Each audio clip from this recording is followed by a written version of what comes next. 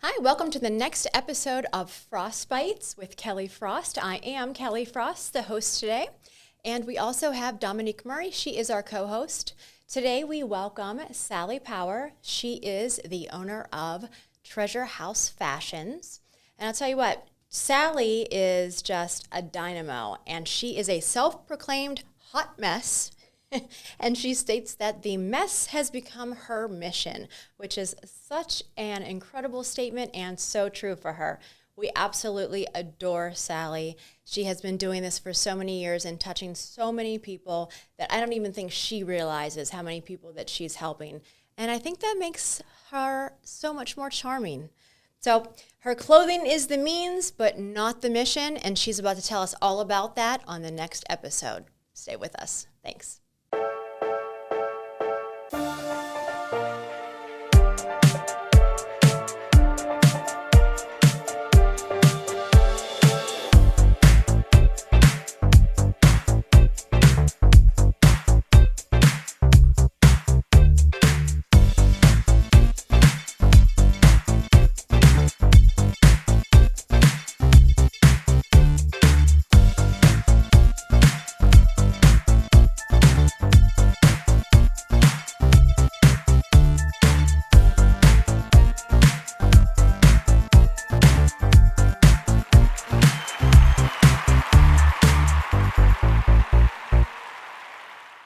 Hi, welcome to Frostbites. I'm Kelly Frost, your host today, and then I also have the beautiful Dominique Murray, who is our co-host. And today we have Sally Power, and we are going to jump right in with Sally. Thank you so much for being here today. Oh, it's my delight because you are two of my favorite people in the whole world. Aww, So I love being with you gals anytime. She's anytime. the sweetest, right? I'll hang with you. Yes. So she was so fascinated whenever she first got here today because of everything here. And I said, oh, you're one of my squirrels. And she was like, I am one of your squirrels, but I have all my ducks in a row, and I know all of their names. I don't have my ducks in a row. Oh, you don't? I don't have my ducks in a row. I will never have my ducks in a row. But I that's right. That's what know she my said. ducks by name. And I splash in the puddles with them. And we have a great relationship, but none of them are in a row. Oh, they will never be in a row. So we don't know what we're going to get into because you're both kind of squirrely. Oh, I'm definitely a squirrel. Oh, yeah. And are your ducks in a row? Sometimes. I was going to say, you sometimes I have have to, or I won't get things done. Like there's if it's too messy, I'll be like, and I'll never get to laundry. Oh my gosh, I'll put it in the bin, and then I'll bring it upstairs, and I'll just be like, that's a little too much. But my photography work, there's folder. It is all yes. It's there. It's very. But laundry is like the best example of infinity. Yeah. It is. It's never ending. It never ending. Somehow it always comes Just back. when you think you've come to the end, it's not. It goes on and on and on forever. There's an ADHD trick where if you do your laundry, people don't do well with folding clothes and things. So a lot of people that have ADHD have just bins in their closet so that you can just toss things in there. And then when you're looking for something that is your dresses are probably hung up, but if you're just looking for a solid colored t-shirt, you just have a bin because we're less likely to take the time to sit down and actually fold our clothes with our attention All right, span. so I have all of my clothes hanging up, and then I have 8 bins of different things, but they're all labeled. So I don't know if I'm lost me at the ADHD label. or if I'm, but all my dresses, I have my dresses all in the same color and they're all facing the same way.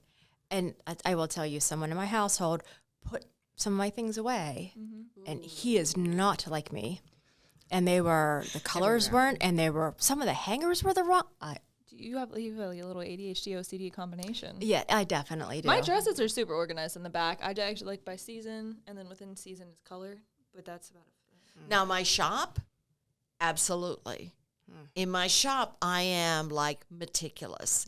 The hangers have to be the same. The clothes have to be going in the same direction. They're all in different departments, and they are done in Roy G. Biv. Yes, that's how mine is. Absolutely. Yeah. Roy G. Biv from lightest to darkest color within each of those little categories. So in some areas of my life, I am very meticulous. Well, and talk about endless laundry. I mean, you have stuff going through all the time. We were just on the phone talking about steaming. She was like, I need help steaming. I was like, I got you. And what a segue into, as she's talking about her shop.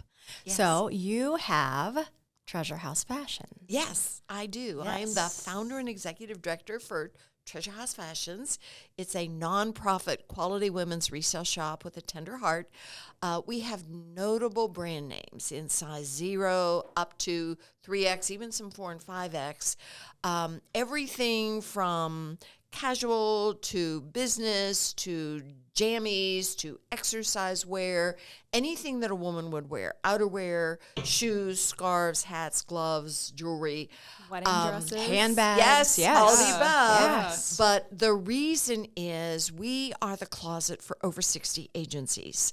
So we give gift certificates to those agencies, and their clients get to come to Treasure House, which looks like a little boutique. I mean, it's very fashionably, it's accessible. It's certainly in girls playing dress up attitude, but it's classy and it's inviting, and it's like I said, notable brand names.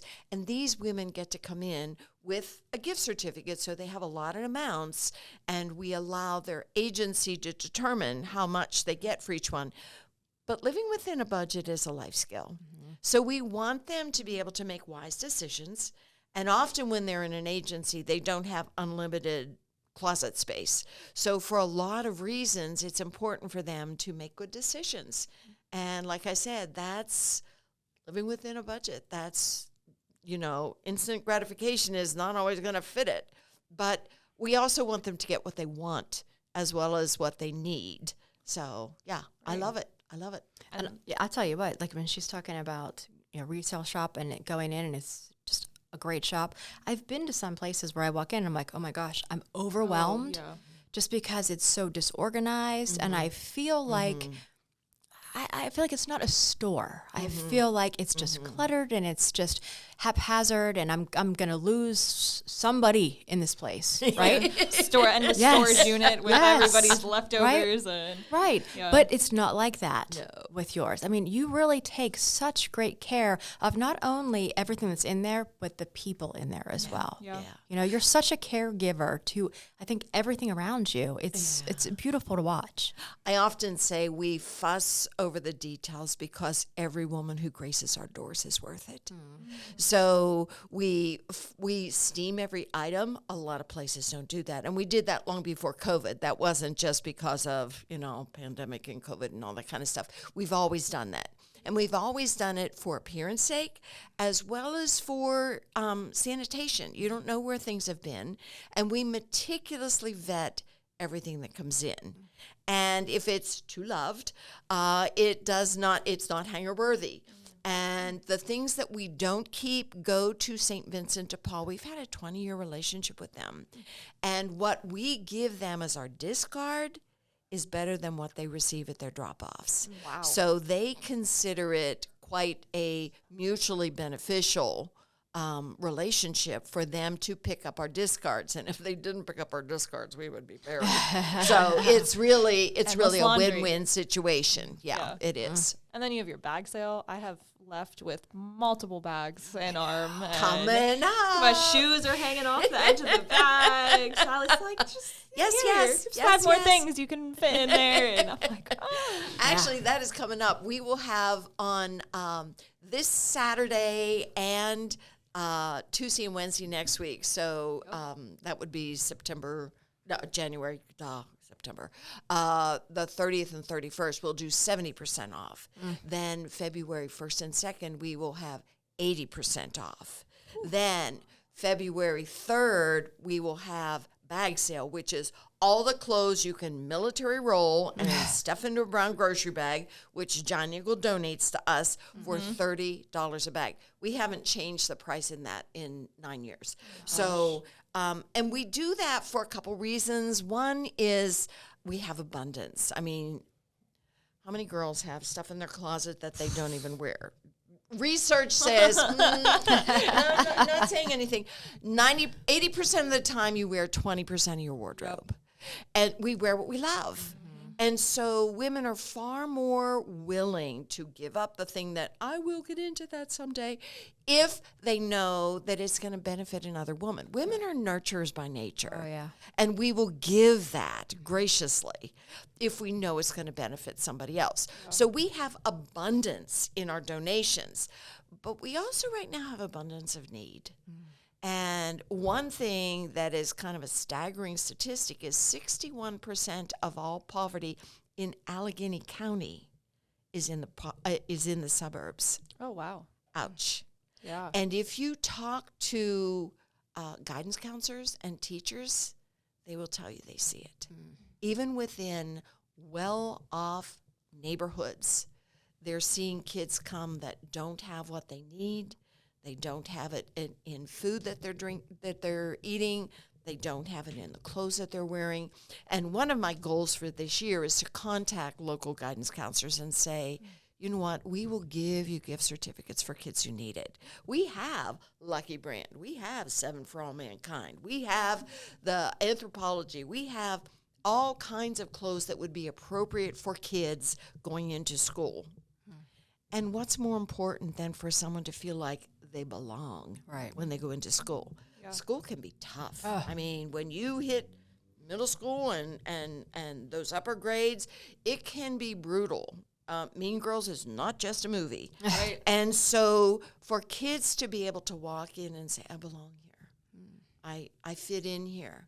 I don't look left out. I don't have tape on my shoes. I have clothes that other kids are wearing too. That's a big deal. And that emotional boost helps you to be more open for learning. Sure. Yeah. Otherwise, sometimes these kids sit there and all they think about is what they look like, or they'd sit there and look at what they're wearing, or they're looking around to see who's looking at them. What somebody said to them. I mean, even bullying is real. It is. It's very real. People can be nasty, so that could definitely affect. I think last year I left with like 3 bags and 8 pairs of shoes. Bring it. Come on down, girlfriends. We'd love to have you because our goal is by the end of February 6th, we will empty the whole store. That's fantastic. Wow. And so we will have everything gone. We invite our agencies to come. We load them up with whatever. We will have that store emptied. And then we will restock. Wow. And we already have things in the back for restocking the whole store. So we do that twice a year. We do it in February. We do it in August. And that way it gives a whole fresh look to the store, fresh appearance, everything.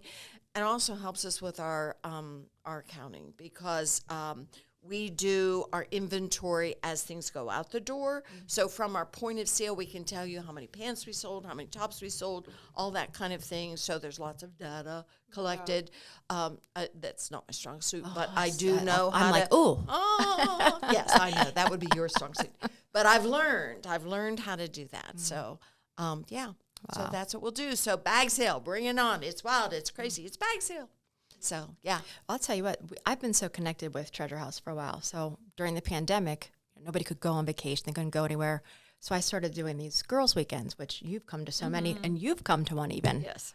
And it was so great because I told all the ladies, purge your closets, bring whatever you are. Because the pandemic, everybody got big and small, big and small, big and small. You know, that's what we do as ladies, right? Yeah, that's what we do as people in general. Right. So everybody purged their closets, brought everything, and we had a clothing swap, on the bottom floor of the cabin that we had. And all the ladies kind of just exchanged whatever they wanted, whatever they wanted. I didn't care how much they brought. I didn't care how much they took, as long as they were happy. Whatever was left, I always went to Sally and took it. And I'd call her and go on the day that she was closed, drop it off, and we'd go to lunch. That's the best part. Yes, that was the fun part.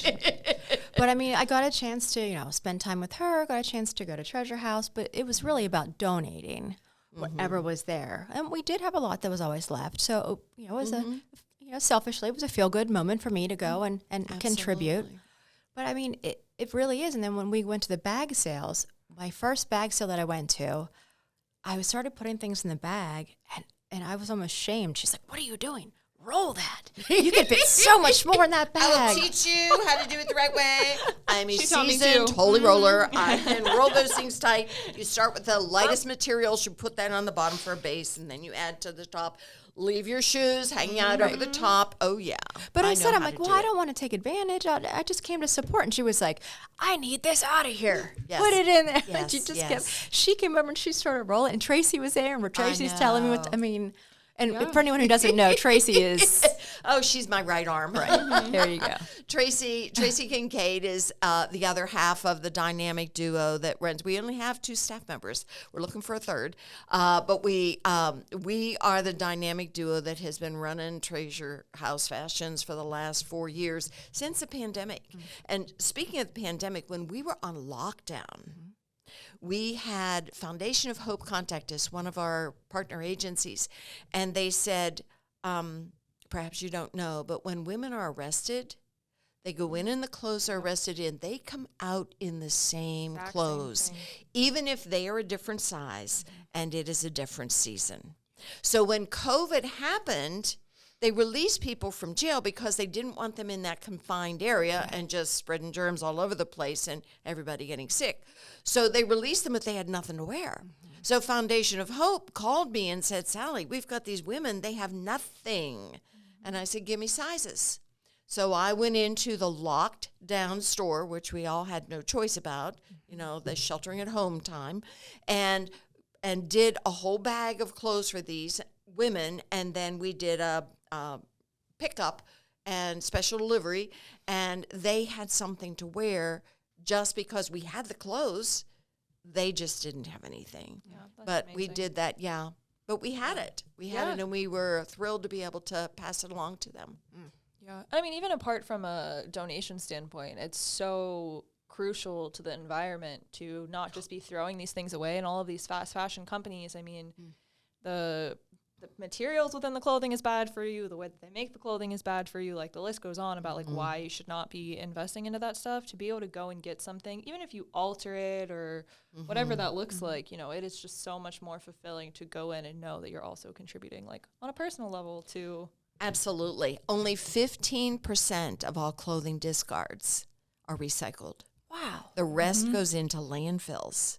So not only are we are impacting the planet by just making this available, vetting it seriously, and passing along what we don't use to another place so it's not going into a landfill.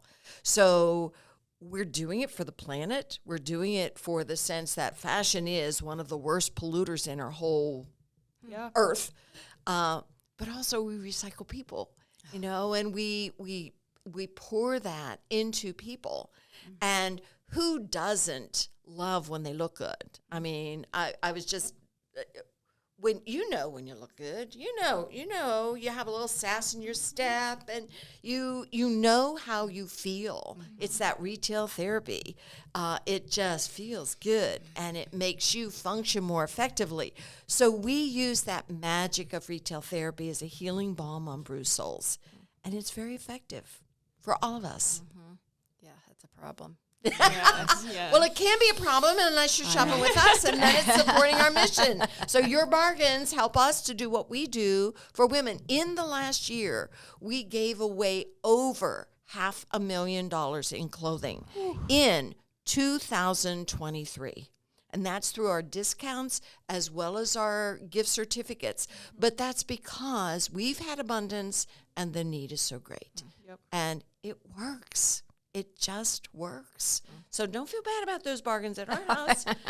You're helping us do the good stuff that we do in building up women. I like how she says our house. Yeah. Our house. Yeah.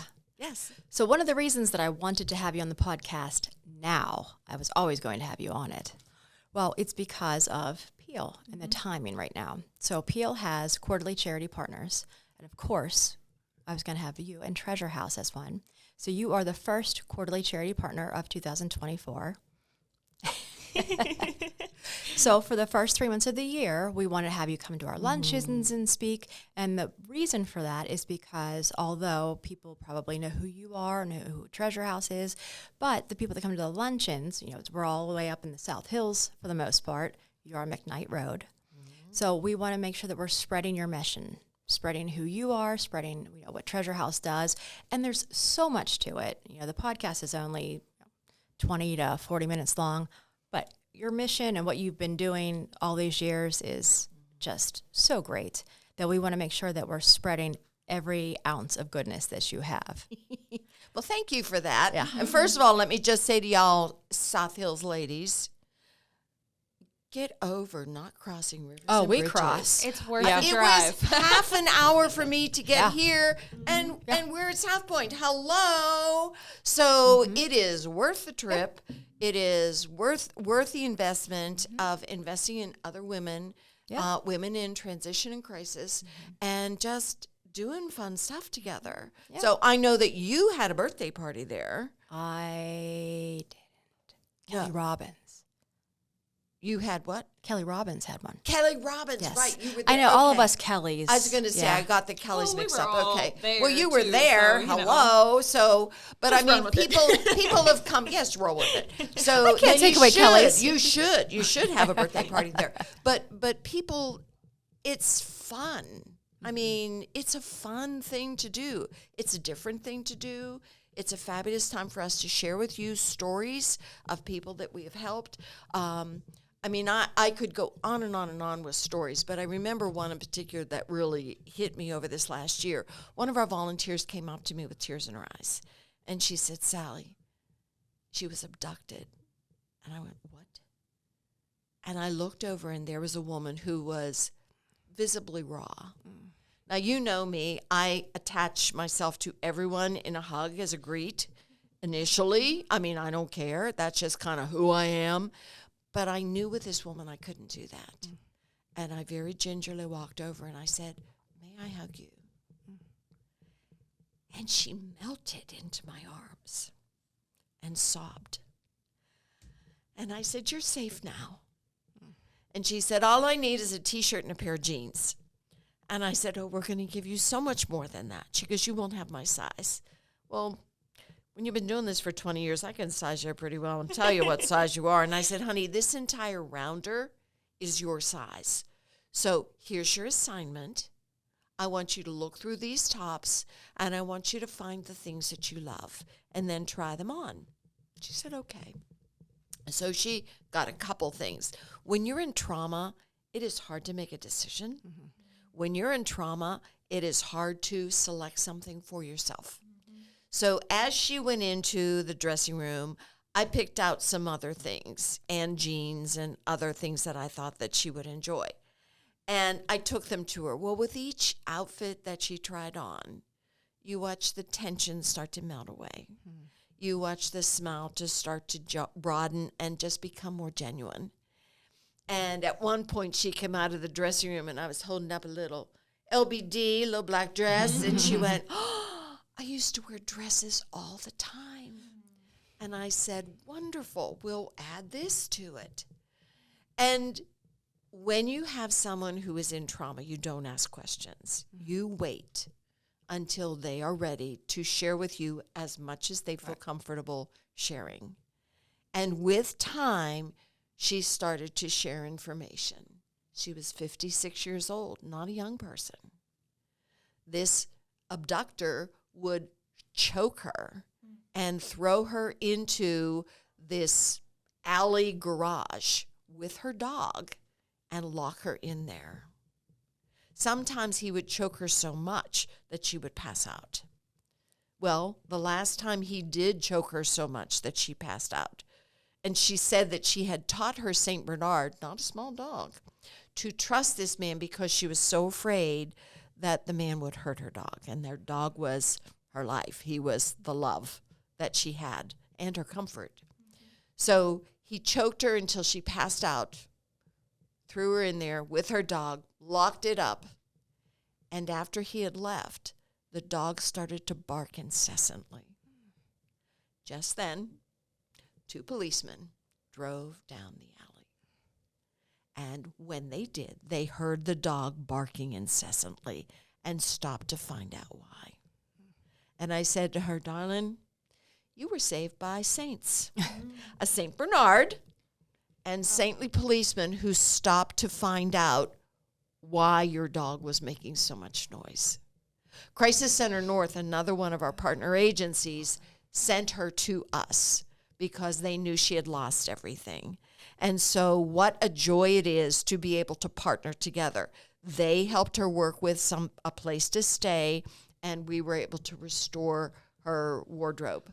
That's just one. That's just one situation. But there are so many situations. Not all are that traumatic. Some are very simplistic. I remember another woman who came, and she comes to us often, and she usually comes to us when she's depressed, and she's probably as old, if not older than I am, and I'd be in my 70s. And she comes, I'm old, and I love it. And when she comes, she comes because we embrace her. We're kind of like the Cheers of the fashion world, you know, Cheers bar, where everybody knows your name. Yep. And we make a fuss over her, and we tell her how glad we are to see her, and she knows that she's always welcome there. But she also feels the need to support us, and so she will shop, and she will pick out things, and she will have things. And when she got to the point of sale, I was at the point of sale, and I said, oh, you know what? I've got these gift certificates that just have some money left over on them. I'd like to clean them up. So let me just use them for your sale. And I did that for her wholesale. And she hung around. And when everybody else that had been around her left, she came to me and said, I really needed that. Oh. Well, honey, I knew that. I knew she was on a fixed income. I knew that she didn't have money to spend. But I knew that she wanted to support who we were. But I also know how important it is to maintain that thin thread of dignity that we all try to keep when we're going through tough stuff. And we don't want to expose our raw selves. Right. Yeah. But we hugged. I had no problem hugging her. and I was just so grateful that we are there for her always. Always. We're there for her. So it goes the whole gamut. Yeah. Wow. Do you know how many lives you've touched over the years? I know it's been probably over 50,000. I mean, I look at the transactions that we have per year, and we typically have like 8,000 transactions. Not all of them are individual. Some are repeats. Joyce comes every Friday. Joyce is the caretaker for her husband. Her husband sends her every Friday because that's her self-care. And he knows that Joyce will feel better if she goes to Treasure House. Go to Treasure House, get something. Sometimes she gets something, sometimes she doesn't, but she's there every Friday. I mean, we can mark our calendars by it. If she comes on a different day, we're all messed up. So, but it's been easily over 50,000. It's been 20 plus years. So I started this literally on my 50th birthday. And I went to Kennywood, rode the Sky Coaster. Do you remember? It's shut down now. You can't even do it. You would go up 200 feet, then pull the ripcord. I was with my son and my daughter. Fortunately, my son pulled the ripcord, or I'd still be there. He pulled the ripcord. You free fall for 200 feet, and then you swing over the pond. And I screamed the whole way, but I loved it. And that was how I celebrated my 50th birthday. My son, Nate, was watching at the bottom, and because it was only room for 3. And he was like, Mom, I've done this before. You go. Yes. Enjoy. So that was how we started. And that day, I bought Treasure House Fashions that day. Wow. So my 50s, don't ever think you're too old to start something. I started that then. And it has been a wild and crazy ride. Not always easy, as journeys are not. I mean, it had some detours, it had some potholes, it had all kinds of challenges. But those are the things you grow through. You know, School of Hard Knocks is always open for enrollment and degrees. I have multiples. Are you still screaming? Yes. Yeah, but it was so worth it, and I would not trade it for anything. I would not trade it for anything. I have had the honor of touching and walking with women in amazing and awe-inspiring situations. So, yeah, well worth it. on top of everything else, though, that's the Treasure House fashion. I mean, you've touched 50,000 people's lives, plus how many people have given their friends the clothes they've gotten from there. Amen. And then on top of that, you've also supported the deaf community. So, Oh, yeah. I mean, we're racking up some numbers here. Well, you know, I stumbled across her being able to do that. I don't know. We were in an event, and somebody said something about signing, and she said, "Oh, I know how to sign." She just started going into it, and I said, "Do you know how to sign?" And she said, "Yes." But it was almost as if she couldn't help herself. As soon as you say that, her brain went, "What?" Yes. Yeah. I don't know if it's a squirrel thing or what, but it just turned, and she just, the rest of the day, every time I looked over at Sally, she was signing while she was speaking to people that are not hard of hearing. Yeah. Yeah. And I thought, oh my gosh, you are just off the charts adorable. I taught for 36 years. Yeah. I've taught in over 33 different school districts. I was an itinerant with the Allegheny Intermediate Unit for 30 years, and then I was hired by North Allegheny for an additional 6. So I have taught all over this greater Pittsburgh area. How many lives are you on now? The limit does not exist. But I love teaching. I mean, teaching was fabulous, and Treasure House was started in the middle of me teaching. Oh my gosh. It wasn't like a separate chapter. It was in the midst of that messy chapter. What where superpowers did God give you? I Several. don't know, because isn't that the truth of moms, though? We often look back at situations that we've gone through. We often look back at seasons in our lives that have been very challenging. We say, how did I make it through it? There's no easy answer. There's no right or wrong answer. You do it because you do it. You do it by the grace of God, by the support of friends. You do it by grit and guts. You do it because you got to do it. You do it because, especially when you've got kids, you don't have another choice. You will not let yourself have another choice. You choose to continue for them to see the example of you don't quit. For them to see the example that life may be hard, but it's still good. And that's why you do it. And then you see the fruit of it. And there are seasons, let's face it, gals, when you're a mama, there are seasons you go through where they think I'm the stupidest person on earth. They have no respect for me whatsoever. They don't appreciate anything that I've done. And I think it takes till about 30s, and then you suddenly become very bright. Yeah. I mean, my kids are now 40, 37, and 35, and I've become a lot smarter. I really have been. Yeah. I look forward to that day. But It's what a worth special coming to. skill too. I mean, like I said, like earlier when we were talking outside of this, like I just had my first deaf client, and as a photographer, which was like a different experience, right? And then even I used to work at a donut shop, and a couple came in and they were deaf, and they came up to the counter, and no one behind the counter where I worked at, like none of us knew how to sign. And we came up with like a whole system of like, I was the person that would always cater to them. I'd go over and we'd bring a notepad and we'd go back and forth and like write things for each other. And then, you know, it became a little, hey, not just, hey, I need 2 glazed donuts. It's like, hi, how are you? You know, and like a relationship developed, but like to be able to cater to people that's not normal or typical. And when you experience something like that from a career standpoint or just in your personal life, like it was almost jarring for me to not be able to help that person, because I was able to help every single person that walked through that donut shop every single morning. And then they came in and I was like, I feel like I can't help you. Well, you're like, a giver if you can't give. Right, yeah. Yes. So, yeah. Yes, So I mean, that's exactly. just like such a special thing to have too. And with tying it even into like Treasure House, like so many people walk through your door, and to have that skill set to be able to even cater more than the norm is amazing. My deaf friends stopped in on Saturday, and we were like chattering away. It was so Yeah, fun. see? But I've had some really unique experiences with deafness. There are things that you don't even think about. Like when I was a teacher, I had a deaf student who was brilliant.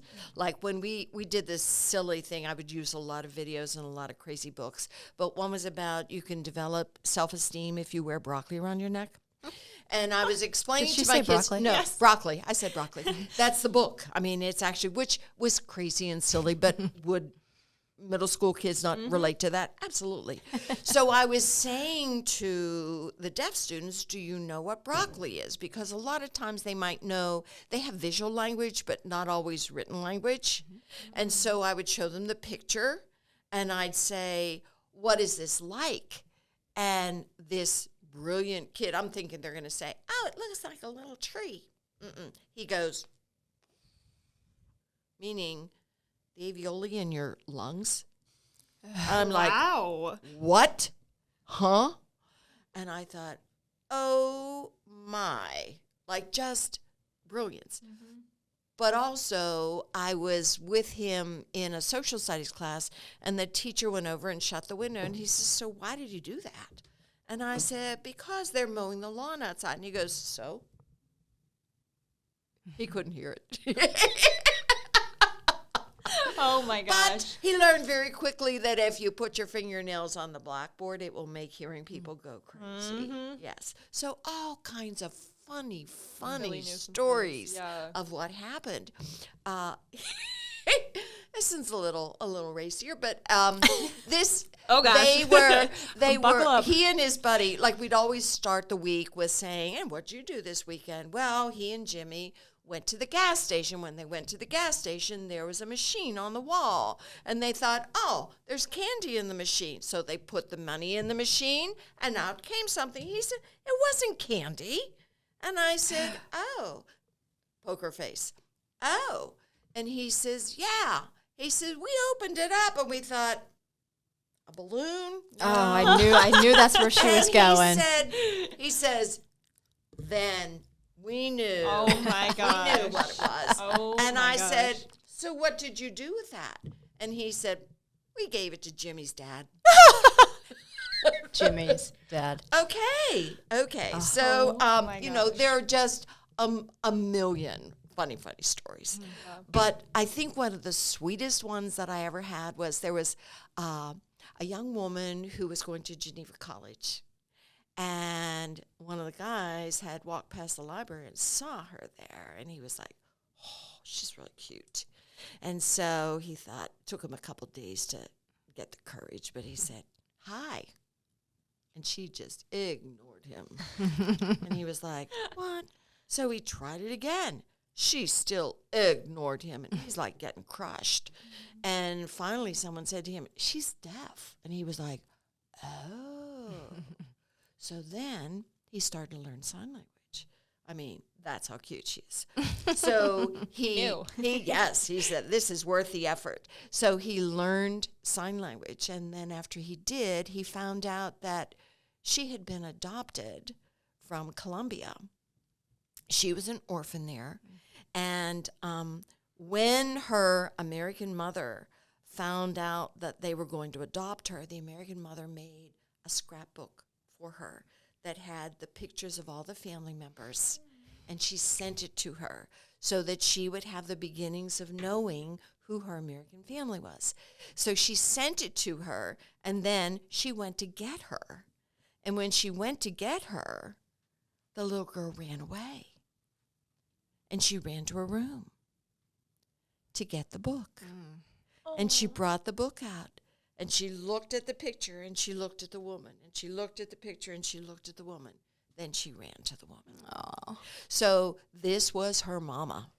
And they brought her to the United States. Well, this young man had been a missionary for many years and had traveled literally all over the world.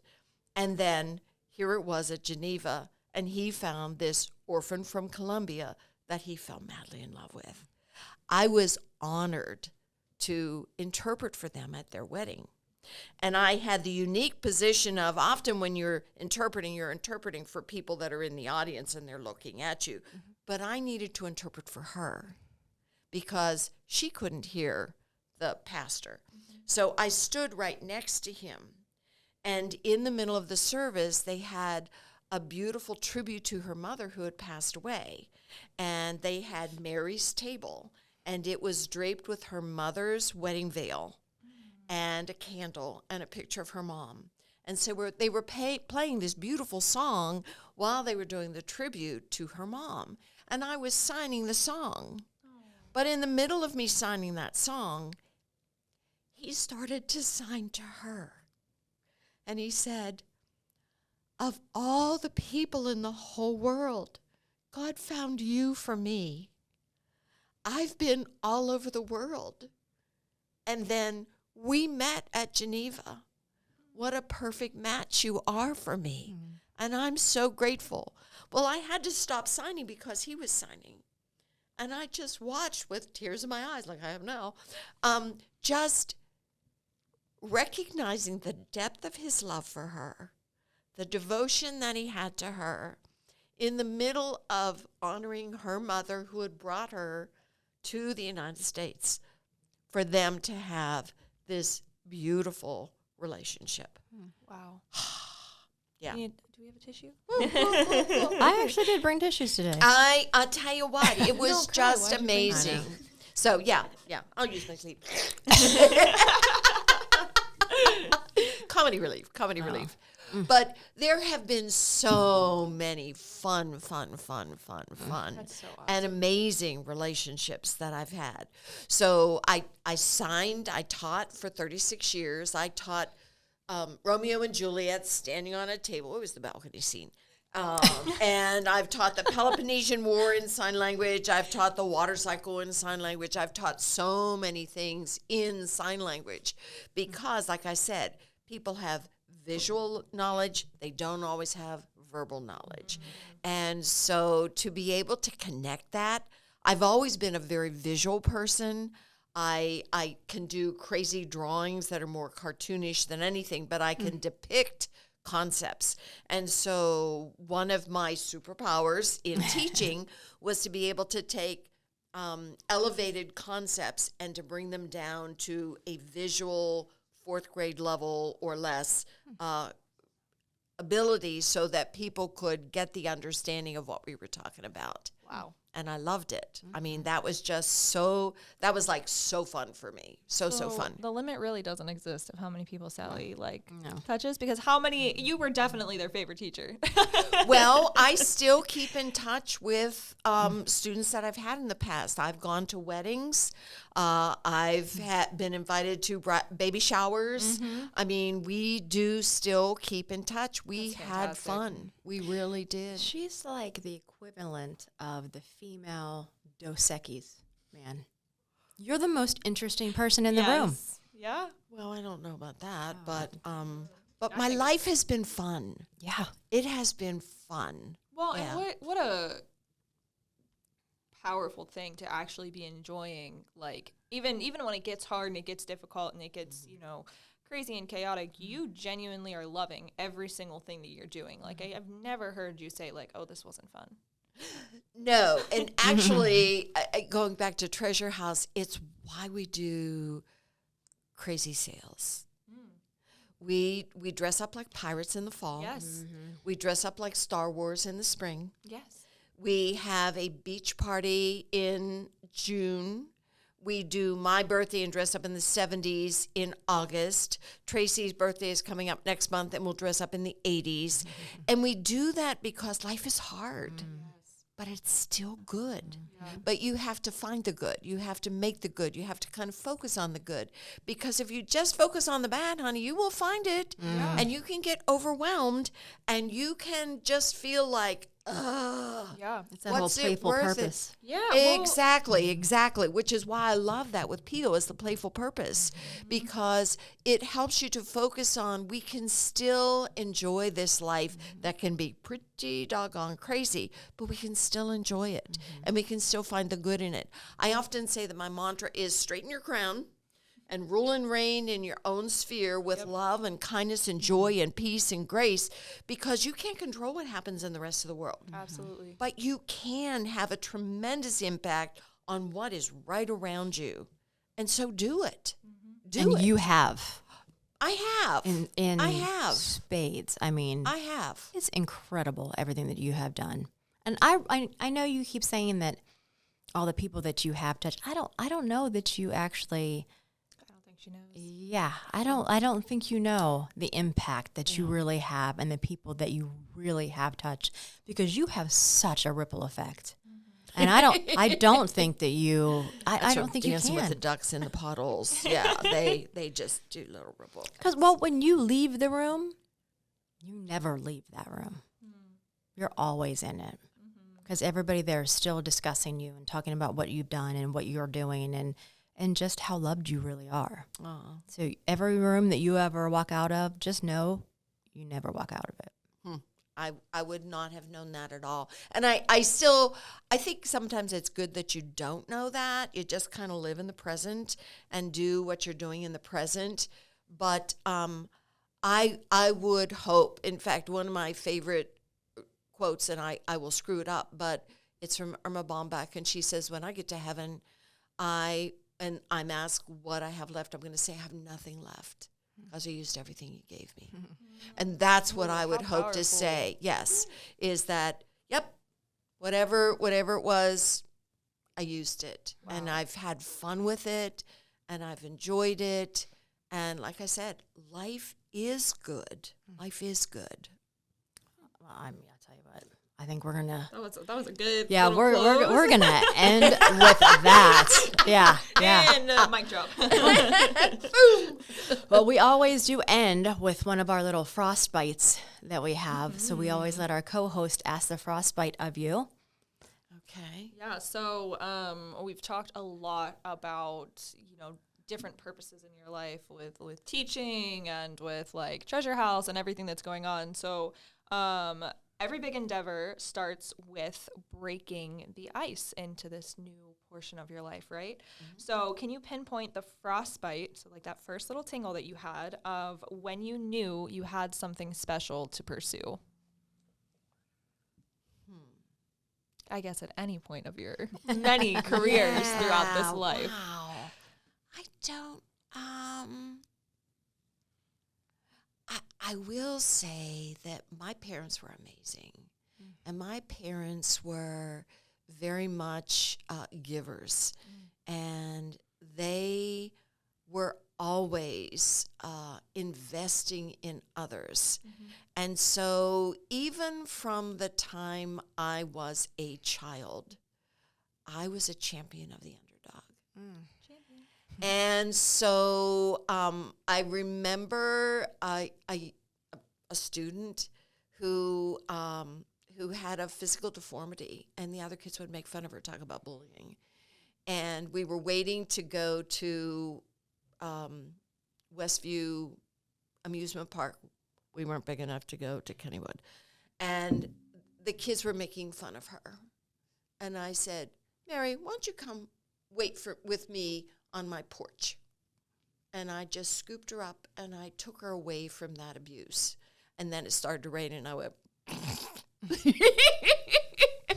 So to be a champion of the underdog, to see the worth of every person, to be willing to invest in them regardless, even when they show you the prickly side, to realize that there's a soft belly underneath that.